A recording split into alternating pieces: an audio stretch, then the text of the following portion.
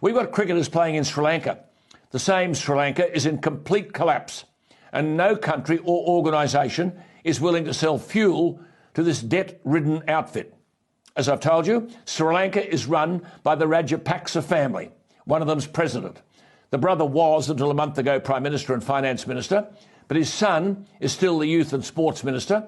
His lawyer is the Justice Minister. The President himself is the Defence Minister. The eldest brother is the Irrigation Minister. The nephew is the Agriculture Minister. The Rajapaksas have rorted the country. As I said last week, why the hell would we be giving $50 million in aid to a country whose government is riddled with corruption and nepotism? Around the cricket ground are a stack of empty gas bottles. Sri Lankans have assembled the bottles to demonstrate the extreme shortage of basic goods following the economic collapse. The government has banned the sale of fuel to private vehicles. There's an incongruity here. Cricket teams, broadcasters and tourists, on the one hand, looking at the sight of luxury in a country which is on its knees because democracy is dead. Economic and political chaos in Sri Lanka.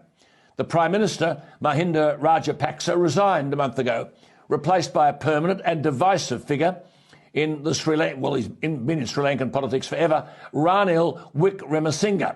Now, in a speech to Parliament last Wednesday, Wickremesinghe said that the state-owned Ceylon Petroleum Corporation was US $700 million in debt, which prompts the question, who's been ripping it off?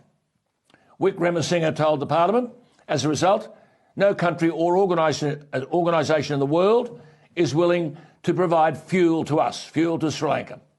Can you believe it?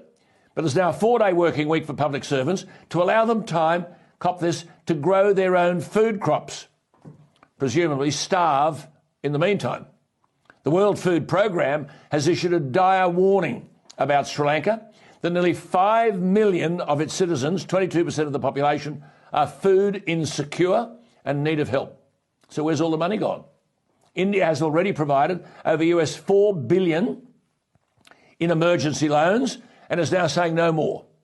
Of course, this makes a crippled Sri Lanka ripe for Chinese intervention. But Sri Lanka already owes over US $7 billion to the Bank of China and the China Development Bank. That debt accrued under the Rajapaksas, which I suppose is why one of the brothers continues to hang on to the presidency. My point is this. Our Prime Minister is saying that the atrocities in Ukraine have united the democratic world. Now, with hubris in full cry, he told NATO after the attack on civilians in Kremenchuk, quote, "It's one of the reasons why I'm here at NATO.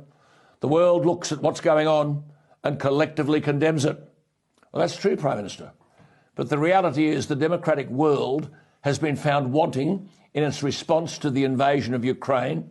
It's silent at the treatment of the democratically elected Aung San Suu Kyi in Myanmar and gives $50 million, we do, to a Sri Lanka that's absolutely broke because democracy is dead and corruption is alive.